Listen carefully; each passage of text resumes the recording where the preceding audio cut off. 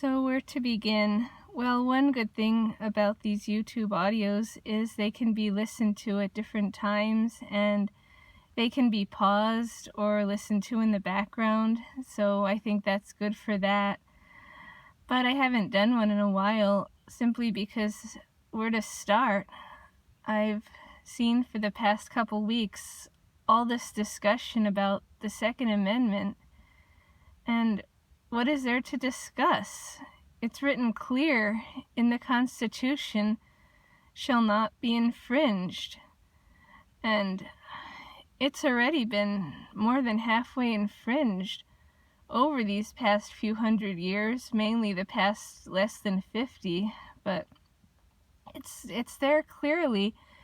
The second, only second in importance to the first, which it should be the first now, because we're going to lose the first if we lose the second. The second protects the speech from the first.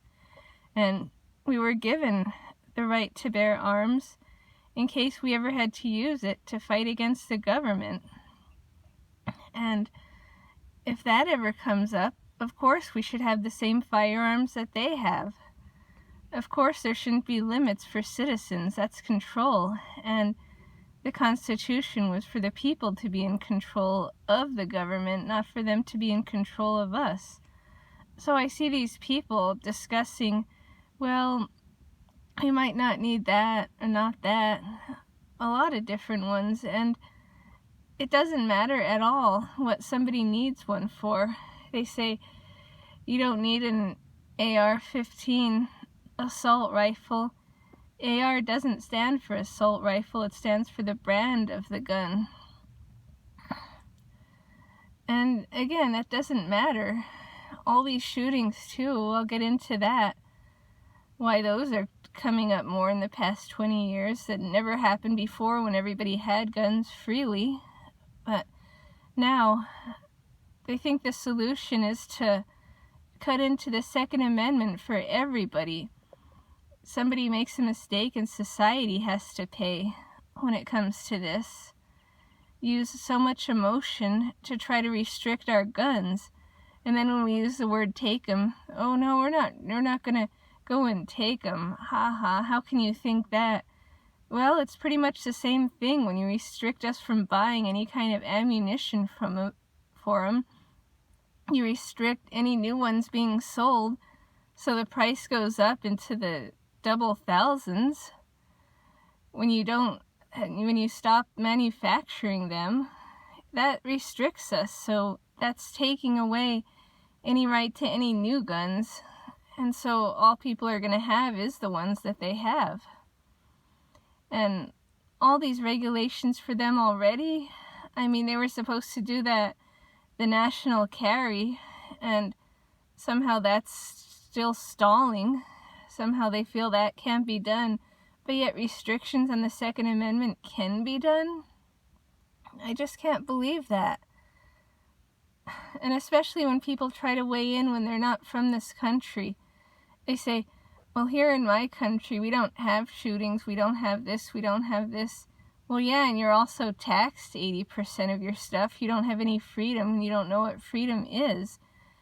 And you don't have that Second Amendment. Some of us that are here came from places that were that strict and didn't like it, so we came here where we could have it. People are dying to come here. They want to come here so bad they do it illegally, and then they complain about what we have. They try to change it. No, this is what you wanted to come for so bad. We're supposed to put up with this endless immigration, which is not anywhere in the Constitution, because the Constitution, according to the left, is pretty much useless. It's old, it's outdated, it's not to be relied on for anything, which they're clearly wrong. It's to be relied on for everything. It covered everything, it was clear, and it makes sense. They just don't like it. It involves too much freedom. We're supposed to be able to have all those rights in there, and they're not supposed to change over time. And then they say that those firearms weren't invented back then. Well, neither are all these forms of speech. Neither was all the media back then. They couldn't lie as much because they didn't have as many outlets. But now people communicate in all these different ways, including on their devices, to attack people that like the Second Amendment with their First Amendment right, which has changed. And then when I tell them, if you have a problem with the Second Amendment, write it on your quill pen and mail it to me, and then I'll write back about it if we have to do everything the way that it was back then. Of course they knew it would evolve. People don't give the Founding Fathers the credit that they should have, that they deserve. I mean, after coming from a revolution, they knew what was possible. They could foresee some of the problems that may be in the future, and that's why they covered them. They could see what could happen, and what a lot is happening now, sometimes in leaps. And so that's why they really protected and really put a lot of emphasis on the Second Amendment. Now, why would a government want to take people's guns? Why would they want their citizens unarmed and then armed? Because they think that they should have more control, that's all. They have enough control already. Somehow, again, they find all this stuff. They find all this free stuff in the Constitution. They find this free health care, which is by taxpayers. It's not like the few politicians that want this use their own money to give it to the people that want it. No, it's taken from everyone, whether they want it or not. And you find that in there. But then if somebody wants these basic rights, the First and the Second Amendment, and due process for that matter, they're called all kinds of things. It's so backwards. I mean, you hear people saying that these are the end of times, and you really see the signs. Everything's backwards. Everything that you think people would care about, or at least just see, just understand, they don't. And it's just so frustrating because the Second Amendment, even if people have no interest in firearms, even if they've never shot one, even if they don't care about one, they should hold that Second Amendment dear, because that's who they are. That's one of our founding principles of who we are here. Just like with this free speech, people want to shut it down because they don't like what they hear, because they're so overly sensitive. And it's those overly sensitive people are the same ones that are so afraid of firearms that they want to take them away from everybody. They tell them so much that they don't need them for that. It doesn't matter. I tell them back, I'm sure there's a lot of things that I think you don't need. I'm sure I think a lot of your things are just useless, and you probably don't need them. And they're not even in the Constitution to have, but you have them, and you should have them, and people should mind their own business. That's the thing. That's what I observe here, is that half of the people think like that. And the other people, they want to be spied on. They want this neutrality. They want speech controlled. They want everything controlled because they're so weak. They can't control themselves, so they think that if something else is controlling them, they feel that they're doing something. And also, they want to be part of something, so they join this resistance and they protest everything because they feel they're doing something. Without that, they're just so lonely, so they need to be a part of something and they need reassurance. They're not independent at all, so they have to do that. They don't care if it takes away other people's rights, and a lot of them, they're not even so much aiming for that. It's just self-satisfaction. And they don't care either way about any of these amendments. They don't really care one way or the other if people have guns or not, because they forget about it after the media dies down. And this one's taking longer than usual to die down. And it seems that there's a new plot twist every 3 days. And some of these plots, some of these highlights should have been told the first day. But it's being dragged out, of course. I mean, the media tells you what they want to tell you when they want to tell you. They don't tell the truth with a lot of other stuff, so I don't expect that this order of these things that happened to happen, right? And then they told us right away, and they're in that order. I just don't believe that. They're sure banking on this one. And that brings me to the next thing. This is an obvious false flag, this shooting is. Those crisis actors like that Hoggs guy, he was pictured on CNN before last year. He had witnessed some other kind of tragedy. And same with that girl that's on her phone all the time at each one of these. And that doesn't mean that it didn't happen at all. What it means is that it had some inside help. And the inside help are the ones that want to take our Second Amendment right. And they have a shooting, and then they stoke all this emotion from half the country, and they feel if they keep on doing that more than half will just be all emotional, so they'll agree to give up their guns, and it works to some extent.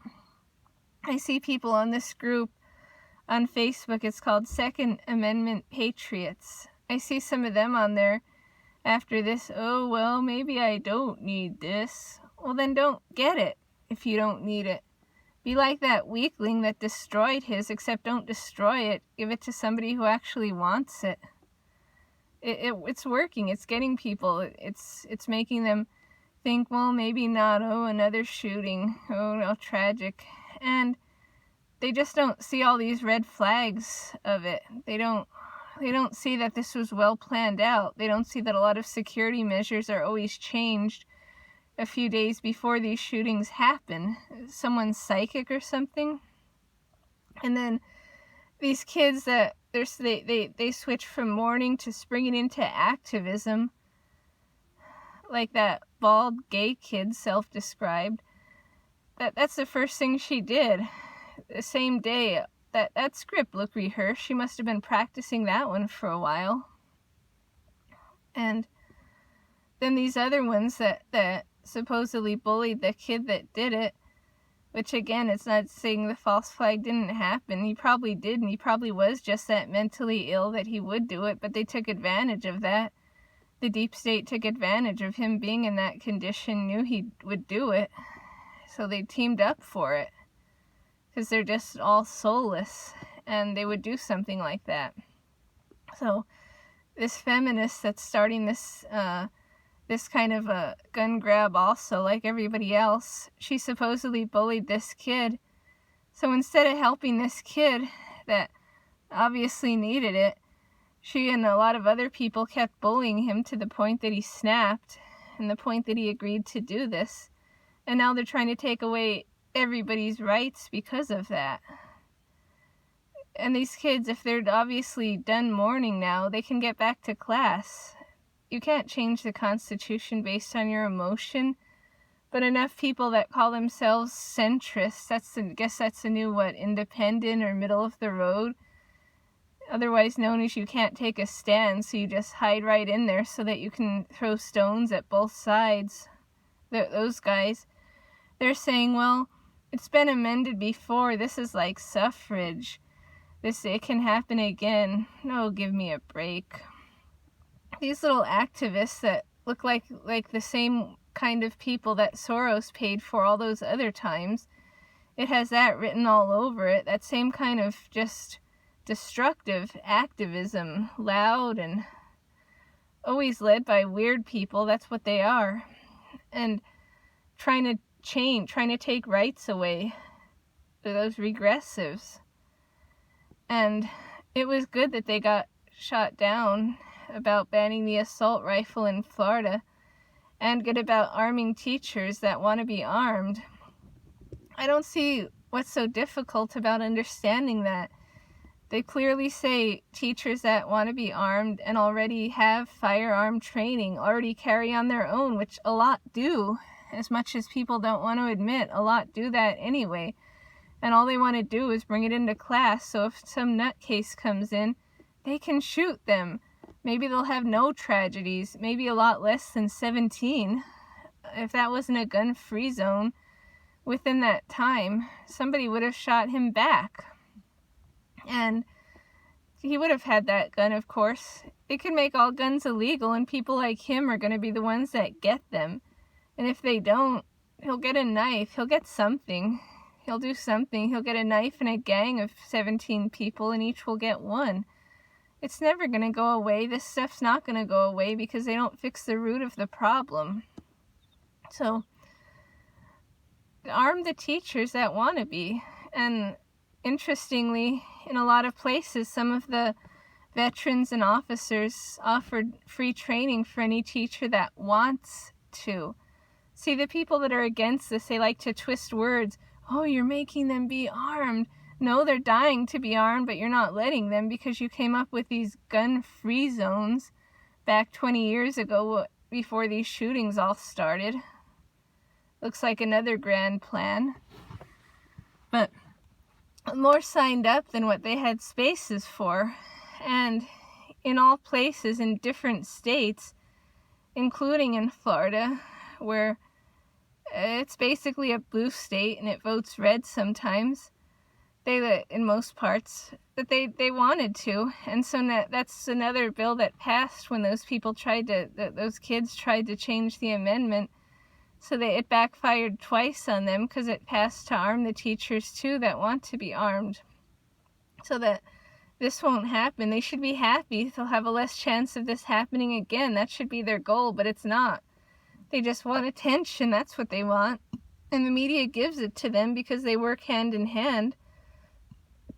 So of course that's all it is.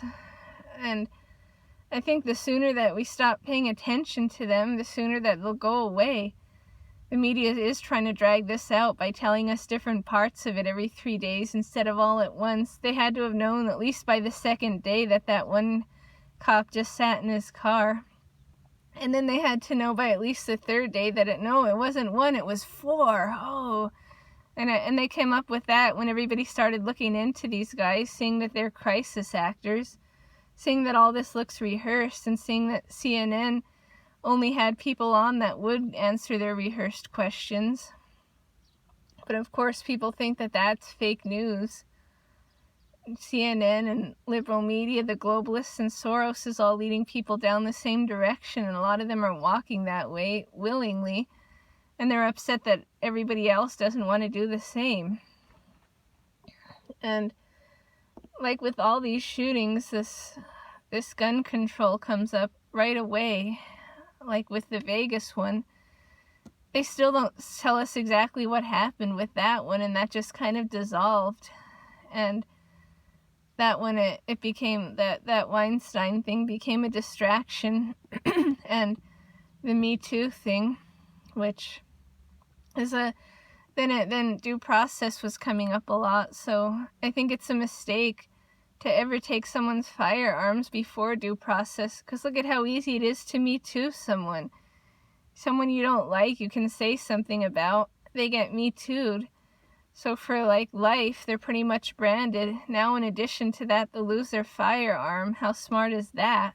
Of course no one cares. That's just part of the Marxists and the feminists and all them. They don't care at all about anybody's well-being. They just want their attention because they can't get it any positive way, so they do that.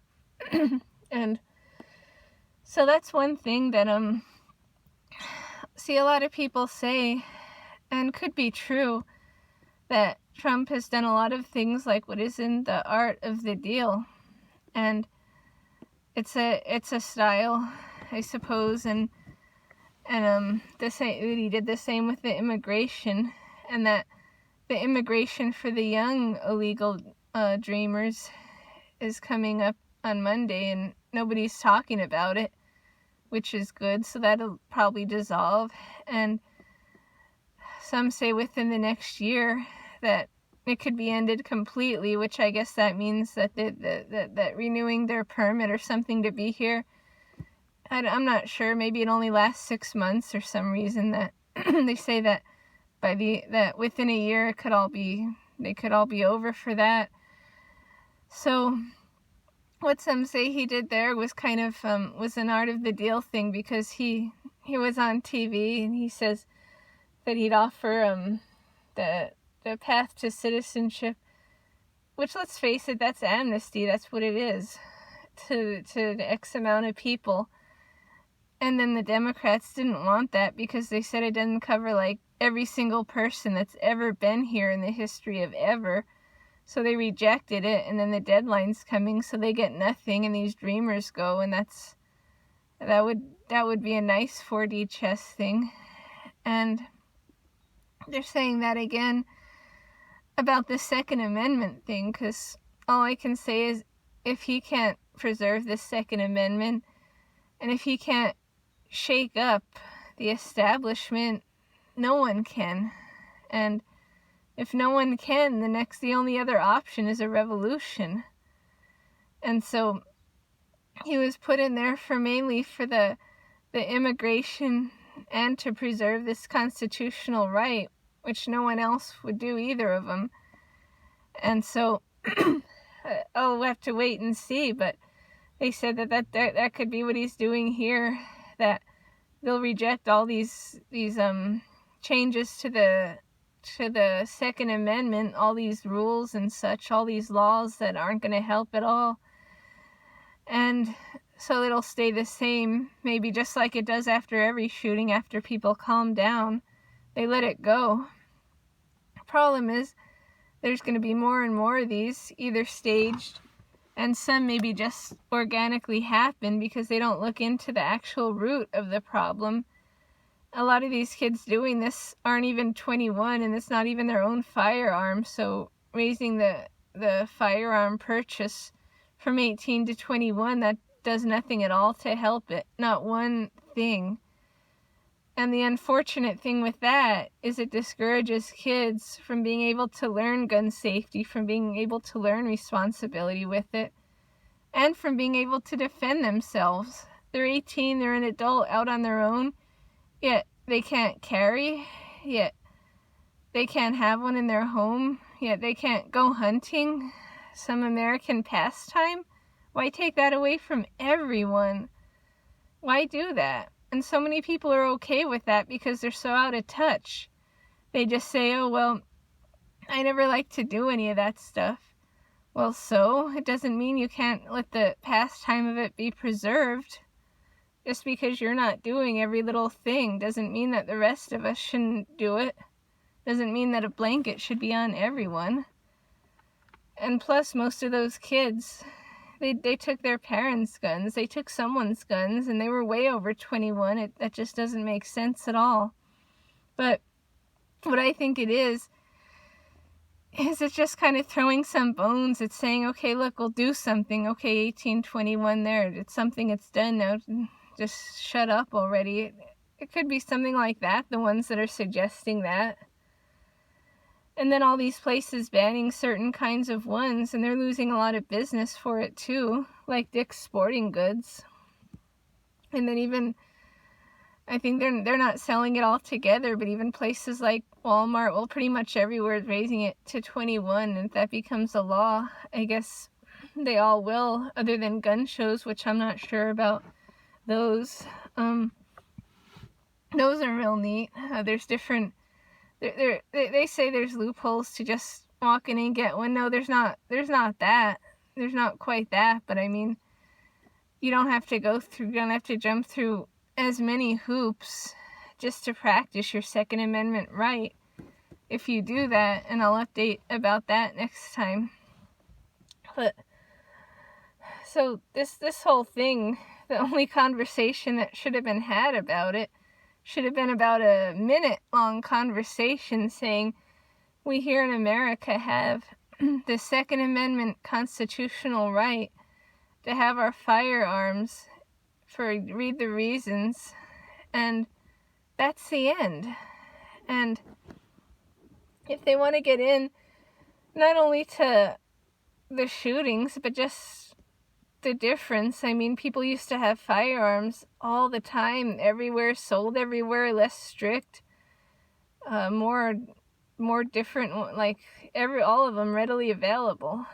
And I mean, teachers and principals used to remark on the kids' firearms when they had them in their lockers at school, and they used to say, oh, that's neat, you'll do that after school, go out and go shooting and target practice. And they never thought about shooting anyone. And there's always been bullying. That's just always been.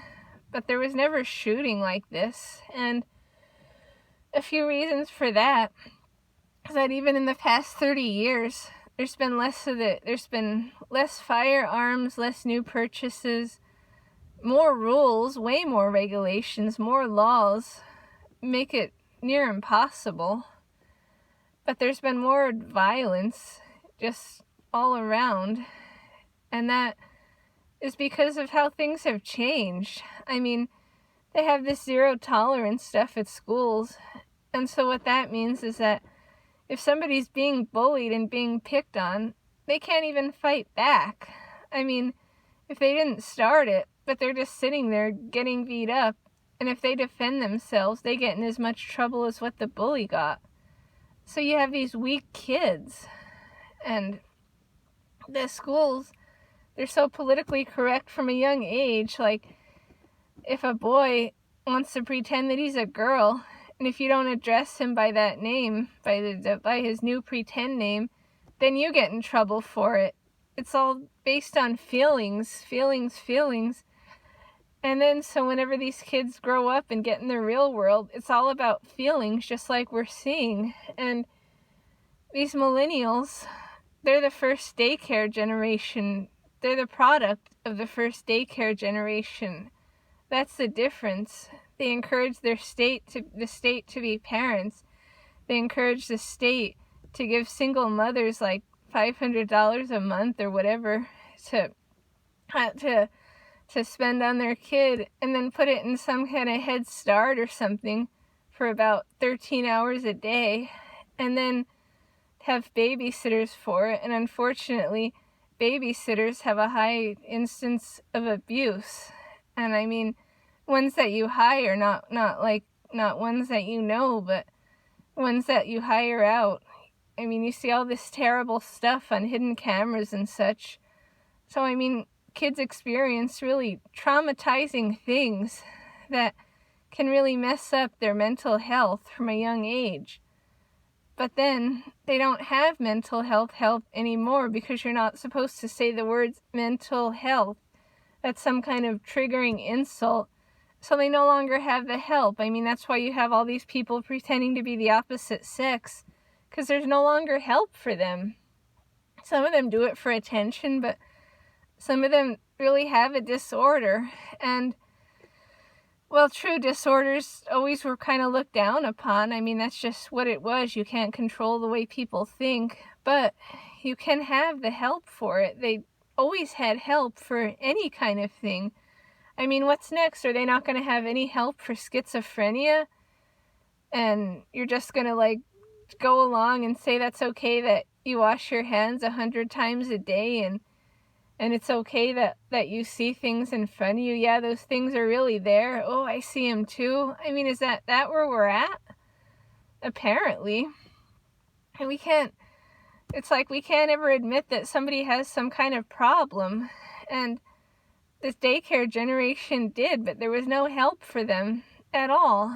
And in addition to that, if someone at school or something, a teacher or faculty member, was wondering about a kid, wondering what was wrong, the parents would get so upset about questioning their kid, about questioning it, saying it's fine because everyone's supposed to be fine whether they are or not. So there's no help at all. No, there's no help for them. But then on the other hand, it's so restrictive and overbearing. It's just so odd. There's just so many rules. So many. I mean, back before all these shootings started, people were able to, when they get to high school on their lunch break, they're able to go out and have their guns still in their truck on the back and then come back. I mean, and there wasn't all this violence. There wasn't all this politically correct stuff trying to really, like, hold people hostage for thought crimes. And there was help for people that needed it. That's why they invented all these psychiatric drugs. I wonder if are they gonna have less of those prescribed, even though their population grew.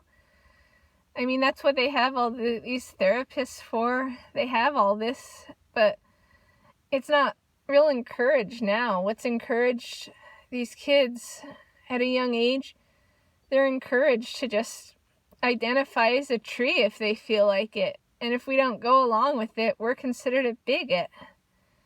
So no wonder these kids are so entitled and think that they can just march into a courtroom and change the Constitution and be baffled that they can't. And thankfully, they still can't. But the liberals changed the way that kids are taught. They changed the education system. Instead of just teaching the basics, instead of teaching them how to read, teaching them subjects, and leaving everything else out, they're teaching all this kind of emotional stuff, all this extracurricular activities, and they're not teaching subjects well at all. So they come out not knowing, and they wonder why kids don't do good in different college courses and STEM and such, because they're not teaching the basics. They're not teaching academics. They're onto all this feeling stuff, and it's partly because the kids have such a neglected and different home life that the teachers have to be more compassionate or more they have to deal with more problems that the kids may be facing that they didn't used to have to deal with. That used to be left up to the parents before the parents are all absent.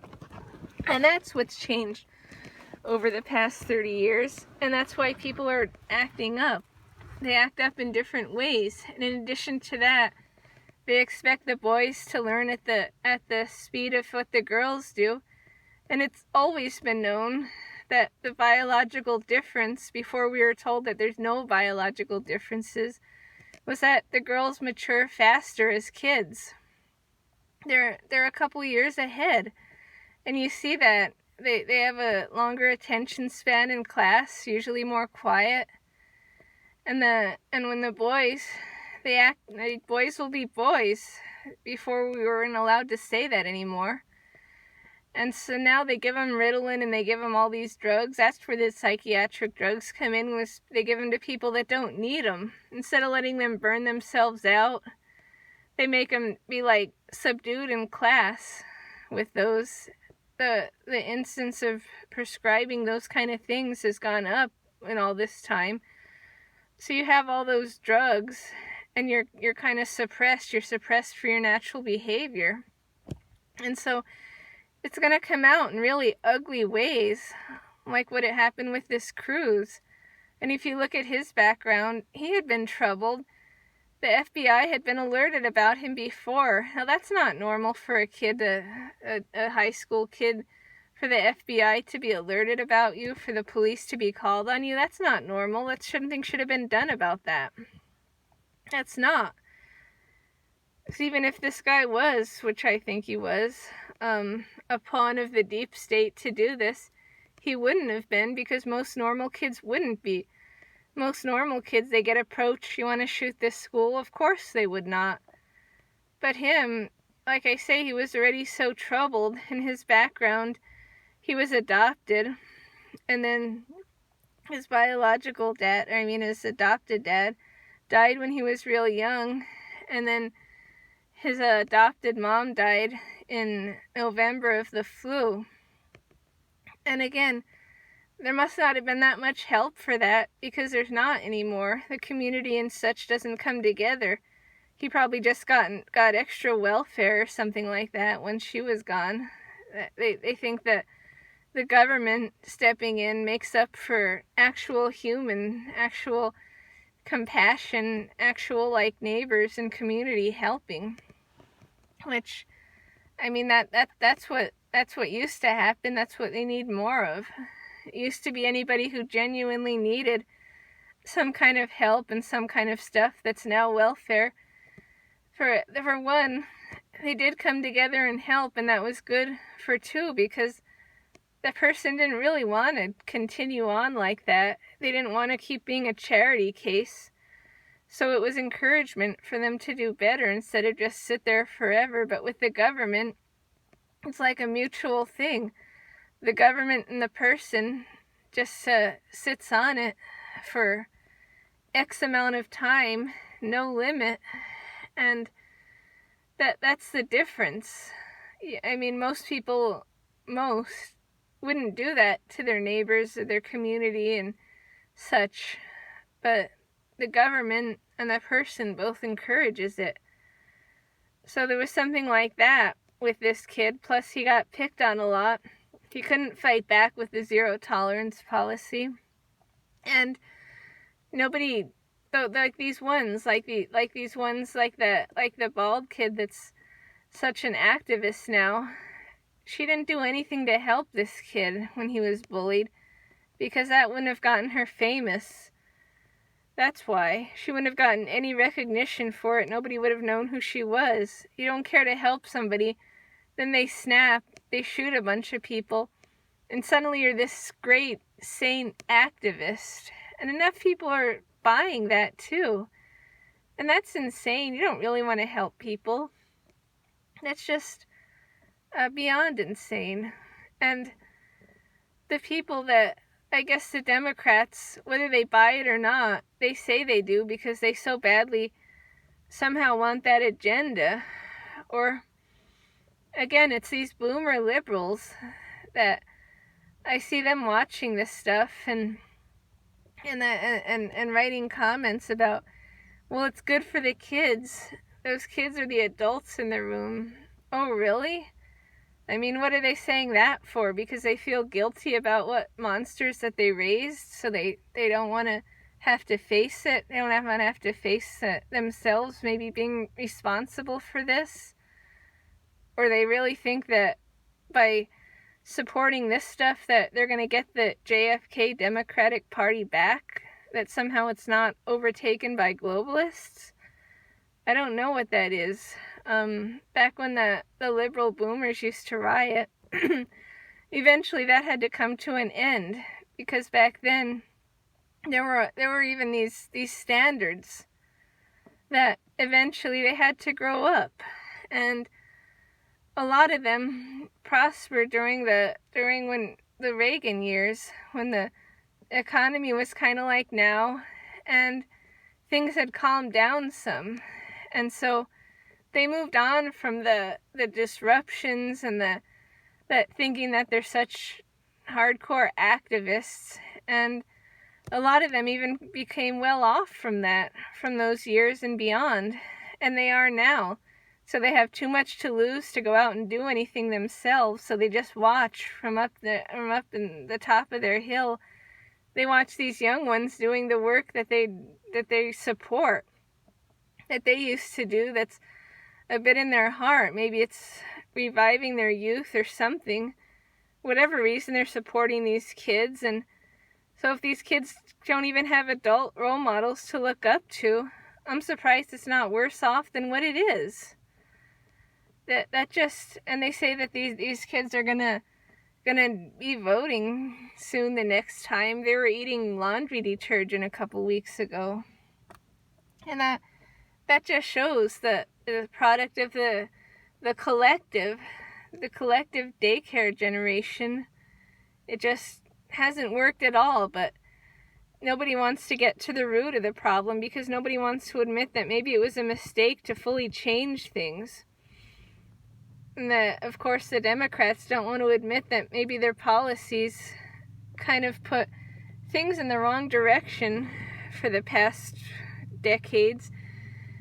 And they don't want to reverse these policies or this way. So the easiest thing to do is to convince people it'll all be better if we just take your firearms.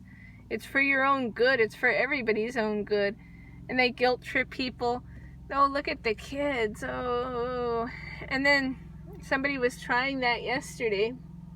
And so I pointed out how every day there's drunk drivers, there's car accidents, there's all kinds of things. And if you don't get as emotional about that as you do about this one shooting that the media is politicizing, that they're supposed to be jerking everyone's heartstrings with, I say then you're just fake about it. If you don't care equally about all these people who have gotten killed for no reason, just about these.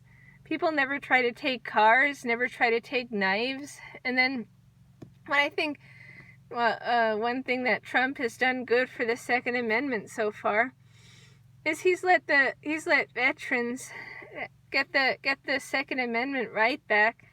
And so they're saying that he's letting people that are mentally ill get it, but mentally ill covers a whole lot of things. Having PTSD, having depression. I mean that's those are more inward things, not outward. Just because you have those doesn't mean you shouldn't defend yourself. Doesn't mean you shouldn't feel more alienated by not having the same rights as the rest of us when you come back to your country after serving in some foreign country where everybody hates you. I mean, yeah, you should have those rights. And so should anyone that's not locked up, unless one of their consequences for the crime is clearly stated that they can't have firearms for X amount of time. Other than that, if they're out amongst the rest of the people, they should have that. I mean, what are they going to do? Look into the steak knives next? Look into cutlery? Look into anything sharp that anybody has and just like bubble wrap the country? That's just, some people are so weak that they support that. And it is because they're so weak. It is. And I mean, the more armed people, the safer that it is. Because people can't just go out and buy a gun and have it. They do get properly trained. They do make sure that they know all about it, all about the safety, the responsibility and such of it. And then even the background checks and the permits, honestly, those are unconstitutional. But most people, they'll compromise and say, okay, we'll still have those, we'll keep those. Because God forbid anybody suggests that, oh, you're just afraid of background checks. You just want criminals to... No, criminals don't even go through the process. They already have all their firearms. We need to make it easier on people. California has a 10-day waiting period just because. That's it. They say that it's because to make people think about if they really want one or not. What, are we just not to be trusted with anything? If we didn't want one, why would we be going to get one? And it's just frustrating, honestly. It's upsetting.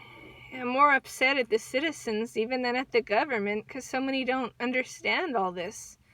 So many are making this so much harder than it is. And this includes a lot of these National Review conservatives, these Never Trump conservatives. I don't know if it's because they don't like Trump or what it is, but they're going along with banning certain guns. They're going along with all this stuff. I just don't understand that. And they're supposed to say that they're like the real conservatives and that Trump isn't enough and so forth. And I don't know. But it is. It's very upsetting, and it should be. I wish more people would get upset about this. I wish more people would pay attention to this. And really, one thing that's good, though, is that more people have been signing up for the National Rifle Association when it's gotten under attack. And more people, they're saying that they're going to boycott all those companies that broke ties with them. And those companies just gave in to the political left because the left controls the narrative. They control the media. They control everything. They do the best they can to even control politics still. And they control a lot of it by cheating at the ballot box. That's why so many are in to begin with. But they control the narrative, so the companies know this, so then they cut ties with the NRA. The NRA had nothing at all to do with this. None of these shooters had been NRA members except for the good guy that shot the Texas shooter. None of them had been trained with the NRA. None of them had even been to any of their meetings before. But they get constantly blamed just because they support the Second Amendment. They're the most vocal about the Second Amendment. They also have Gun Owners of America. I hadn't heard of them until just this last year, and they're supposedly good too. I don't hear, maybe because they're not as famous, I don't hear anybody talking about boycotting them or anything about them. But with the NRA, they're getting blamed for all this. They had nothing at all to do with this. I mean, most of these shooters that were adults are Democrats anyway. Like the one going after Scalise, and even like the activist that sent that white powder to Donald Trump Jr.'s house. He's one of those extreme Antifa, anti-Trump activists. It's all them that are doing all this, but yet the NRA is getting blamed. And it did get people renewing that said that they had wanted to renew their membership. It did get more of them, and it got people to extend their membership, and it got new people to join, and if they were thinking of joining before, that made the decision for them to join. So that's good, and it just shows enough people, I guess, aren't buying into this, and there's enough people on the opposite that still support the constitutional right and are supporting it outright, and they're showing their support. And that's what we need. This country will fall apart if too many people give up those rights or are willing to or have that mindset. It's the mindset that's too bad about it. Just like yesterday in that same group, somebody is good. They said, if you support the Second Amendment, but then you don't support it at all because there's no kind of circumstances. You can't say under these conditions, it's clear already, you either do or you don't, and too many people don't, so it's nice to see that some do. And after a lot of decades, the NRA itself even has become more pro-Second Amendment, meaning that they realize that not compromising it's gonna get them nowhere, because you can't compromise enough for the left, and then you'll lose your base. And that's what I'm afraid's happening now a bit with Trump. If you give half an inch, everyone knows that they take 10 miles. And, well, the next day after that meeting, he came out and he said, and there were some bad ideas in there, and we have to protect the Second Amendment. And maybe that was from so much backlash from the base the night before. And if that was it, that's good. And like some say, if he's playing the 4D chess, it's a risky game when it's something like that, because the base is really all he has. He has the base and maybe 2 politicians. The rest want his skull. So you don't want to push anyone away. So hopefully that the solution is soon. Hopefully that soon we see what the deal is with it. And hopefully soon all the talk dies down about this latest shooting and the latest gun grab, the latest restrictions, so that the base can all come back. Because this and the immigration thing, as I said, is the one thing that puts people on their toes, or that puts people on high alert. On one hand, trust that he knows what he's doing, but on the other hand, I wish he wouldn't play these games like this, because you could give people heart attacks here. This is the Second Amendment. You're the most pro-Second Amendment president of the modern time, and when they say of ever, hundreds of years ago, you didn't really have to be. It was just a given. So, but of between the time when it was under attack and now, then yes, that's true. And so that's why it's something everybody's watching really closely. And well, hopefully, like this DACA thing, it'll just phase out. Nothing will happen. It's kind of like, maybe it's one of these things where he knows that he has such little support from politicians that he has to do it this way. And even though it risks like temporarily, like, upsetting the base, that everybody has to play their part, I guess. So maybe it's that the base just should wait a minute and watch, and then everyone will come out ahead or something. So I mean, it's like, it's Trump and the base versus the rest of the country, unfortunately. And the country, it's just beyond divided with every issue. A lot this, but a lot of everything, really. And also on another note, which way I think that maybe it is the 4D chess, is that I can't imagine the chaos and such here, what it would be like without Trump, what it would be like with any kind of weaker leader. I mean, he had said that if he was around that school shooting, he'd run in there himself, even without a gun. And everybody said, yeah, right, until they pulled up the story from the early 90s when he stopped his limo to get out and stop a mugger, and then the mugger had a bat, and he just went out and stopped them. And of course he would, and of course he'd go into the school because he's strong like that and fearless. And that's the kind of leader that we need. That's the kind of leadership this country desperately needs. And I mean, I wish that how the left always says, like, he's some dictator and such. I wish he had more power. I wish there was any kind of grain of truth to that, because he's got great leadership, but he's anything but that. People protest all the time and no consequences. There's nothing of a dictatorship about this. Really, you wish there was a bit of that with him. But, I mean, somebody that strong and that has done so much, and that put the tariffs on the steel the other day from China, and it made the stocks fall some, of course, because the globalists don't like that.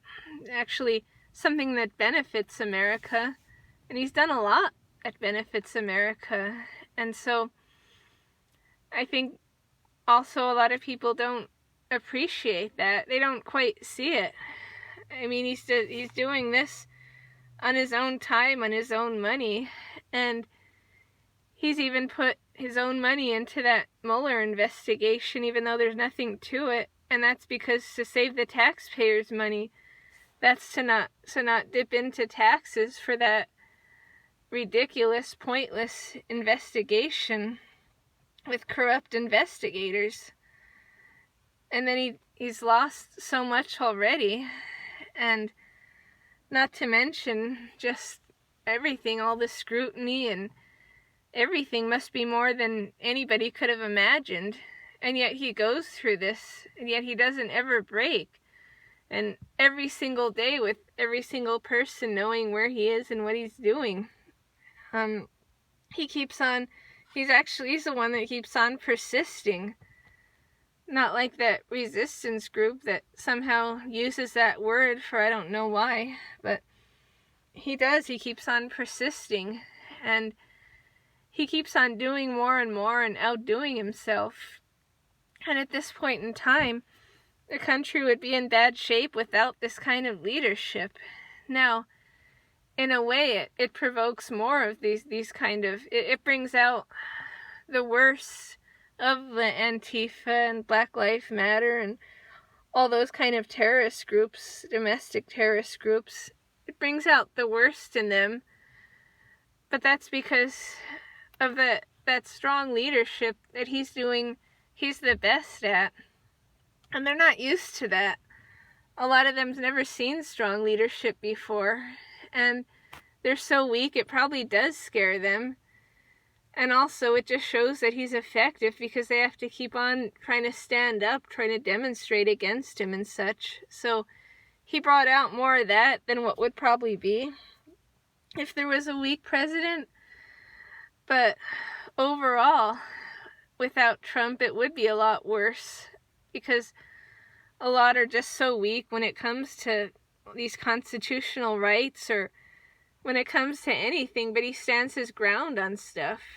Even if he's the only one and he knows it's right, he's still standing his ground against it, that certain folks just shouldn't be in the military and fighting for us. It should only be the strongest of them. And he wants to have one of the parade on Veterans Day, as long as it doesn't cost that much. I think that he'll find a way to have it, because he'll find a way to cut the costs of whatever it is and have it in some form. And that should be nice. All this strength that a lot of people aren't used to, and all these little things you read about that he's done behind the scenes that I think a lot of people don't quite get it, don't quite get the magnitude of this, don't quite get how lucky this country is. And now at this point, does America really deserve Trump?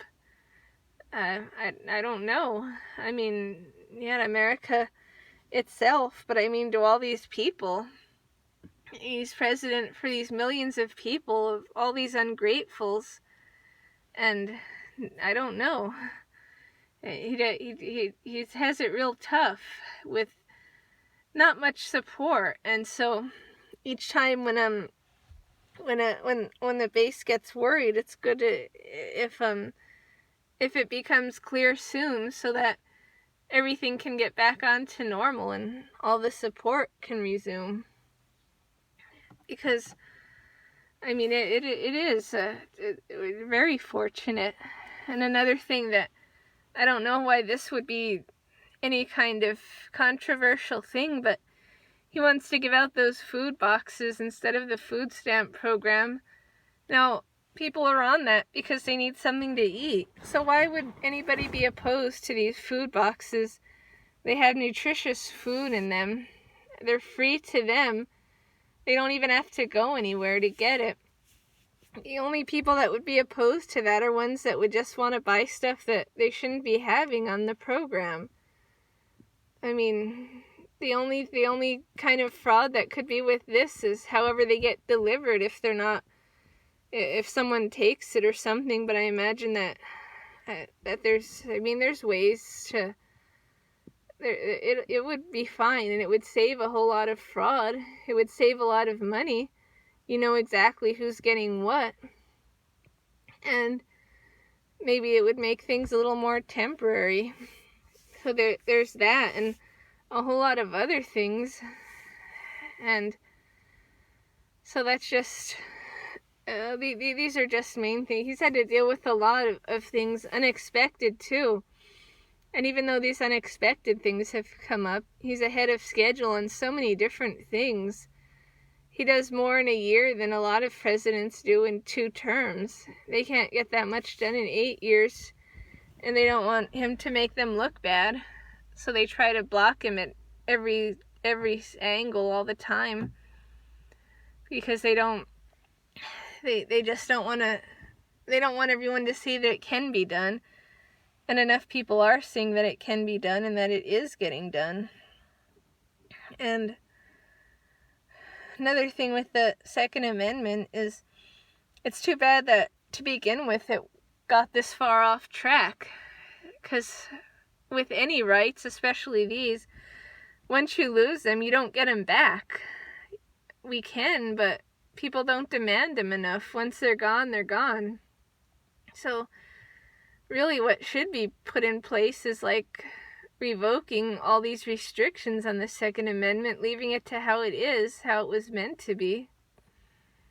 Because it's gotten so complicated. Something that should be so simple has gotten so complicated that people have to realize, when they think on emotion and change laws on emotion, which I'm glad that we saw that they can't do, but that's a permanent thing, really. It's hard to undo that.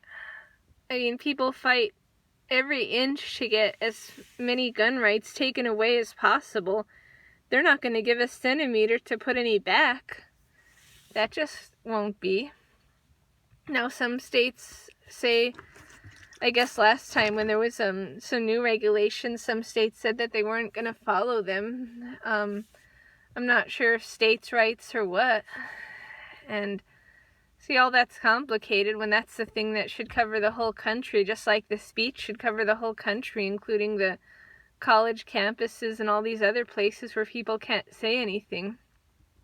But people are, I just hope somehow, I mean, it doesn't help. They don't teach much of this in schools anymore. So in addition to this, these millennials not getting too good of an education at home or school, it's not including these basic rights. So a lot don't know the importance of them, along with people weighing in that are in other countries that don't understand this here. They just don't. And what they don't understand is that if they did take, like they did in Australia, like basically took the guns, for one thing, that wouldn't happen here. Here, even though half the country's subdued and angry and whatever, there's enough that just have too much spirit left to allow that to happen here. And that's the difference. They're a lot more docile in other countries. That's why they accept the socialism. Here it was hard for people even to accept that part of that healthcare thing, because they don't accept the collective. They're too like individualistic here. We're too I guess prideful and just spirited and strong. It just that wouldn't happen. So people weighing in from those other countries, it's just a whole different landscape. And if they've never been here, they might not get it, but that what they say works over there, which really doesn't, because there's enough people on the internet from those same places that don't like all that. But even if it works for some, it doesn't work for most over here, again, unless you're just like super weak, and if it benefits you, that's it. You have all these people that they vote in elections just for their own interests. They vote to get more free stuff than they already have, and they're the ones that, if there's even a thought of them not being able to vote, or if even any kind of barrier at all, oh, it's the end of the world, oh, what do you mean an ID? I forgot mine at home, whoa. I mean, those kind of people, if you think for a minute of suppressing their vote, you just can't. But if it's someone like veterans and such, it doesn't even always get counted. And that's a shame. I mean, if anyone should get skipped, it kind of brings you to the question, should everybody really be voting? It got pretty generous with the voting, and I mean, the answer to that is yes, because you can't, that's one thing you can't undo. You just, you'd be 18, you'd be a citizen. We just have to enforce these laws, and in order to enforce them, you show your ID to show that you're actually a citizen, and then you can force the Democratic Party to get back to actually working for Americans, not just having to get all these foreigners and such. And that's another thing, and people are so, oh yeah, the speech is another thing that the other countries don't understand. I read somebody wrote that they're from another European country. They said, well, the Americans don't think this is hate speech. They like their free speech. Well, yeah, of course. We certainly do. So maybe there shouldn't be much more immigration from anywhere then, even though those countries are ones that originally the people came from here. But if that's kind of changed a lot, we don't need any more of that either. And we don't need any more. But if honestly, people a lot, they've gotten so out of the way of telling things like it is, which has been unfortunate because it helped get us into this situation. But I mean, if we're supposed to put up with all these illegal aliens and foreign refugees, as you call them, that hate me based on my race alone, you're not going to take away my right to defend myself against them. That's what it is. That's what it is. If you're going to have a society with all this friction, all these people, you're not going to leave the people defenseless that you constantly demonize in the media anyway, all the time. And I think they realize that behind it, there is some of that behind it. There's a lot behind it. There's many of reasons that people need to and do stand up for the Second Amendment. But deep down, people know that with all these changes that they may need it someday, and they have to put up with changes not in the Constitution, and then the other side's going to have to deal with the Constitution and with people being armed. You can't have it both ways. You can't have it all ways. And so, with that's one thing, that no matter what changes, should have all those rights. And the due process thing reminds me that Roy Moore, he's raising money because he's being sued by these different lawyers in out of Washington and San Francisco and such, and because they want to keep him from being involved in the 2018 elections. And so I don't know if that means that he was going to plan to be involved again, which that would be good. He should be. He should again get right back into politics. He should be doing both, and he should be fighting all these, like he says that they want him to just give up and not, but that he's not going to give up, and that even through all these battles he hadn't given up before and he won't now. And so he and a lot of people would be good to see back again, and that's coming up like relatively soon, because people are going to be watching it more closely, of course, than usual. Usually the midterms, people don't even know where they are. But this year, Trump said he was going to spend a whole lot of time out campaigning again for the different people, which is good. And he was going to do that a couple weeks ago in Pennsylvania, but then that got delayed because of the school shooting, and now because of a Billy Graham funeral. And Billy Graham, he drew the large crowds just like what Trump did. I was thinking that Trump was the only one to have these large crowds just himself across the country, but yeah, Billy Graham had those kind of crusades, and then Nixon drew those kind of crowds too. And I think that one has to show that people want the strong leadership after having that LBJ and all that he changed. That why would people really fill up stadiums to watch Nixon? He was strong and great, but he didn't have that charismatic charm, really. In his own way he did. See the videos, but I mean, not like Trump. I mean, you're just personable and draws in the crowd. But the reason that they'd watch Nixon like that too is because they wanted that strong leadership back. And that shows that a lot of people have that instinct, and they have that where they want their leader to be stronger than them, not weaker. So those three drew tremendous crowds, and Reagan too, and maybe others also on their own drew those real large, exciting, kind of that contagious excitement, positivity that are there. And you wait hours to see it, and you're in, and all those people, and everybody's happy and cheering. Those kind of crowds that I see in the videos and with Trump, and he's at his best. That's his favorite time, is when he's out there in front of those crowds, and it's so electric.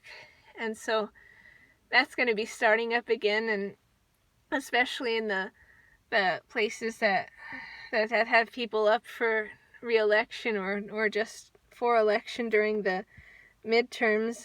And then, much to nobody's surprise except people that pretended to be surprised, that he's gonna be back in 2020 for that, and he signed up for that on the inauguration day. So I don't know why everybody said that they weren't sure. But and plus the rallies that he has done, he's paid for them himself, just like in the campaign because he wants to have them a certain way, and the White House guidelines were different than the ones he wanted to have, so he's funded all those as well. And at this rate, by the end of the 8 years, he'll have spent a lot of it, and he's doing all this to save this country. And I don't know. I hope people do see that. I hope they see the magnitude of that and appreciate that, because these are some strange times, and during these strange times, I think that there's no better leader to have. There's no one to have than someone that strong that you know has got it, and that you can have confidence in.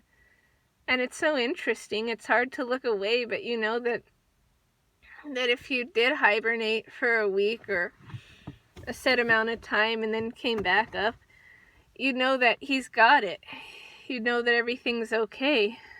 But it's hard to not. I saw on Facebook the other day, somebody did one of these live streams who's just not interested in the politics or anything.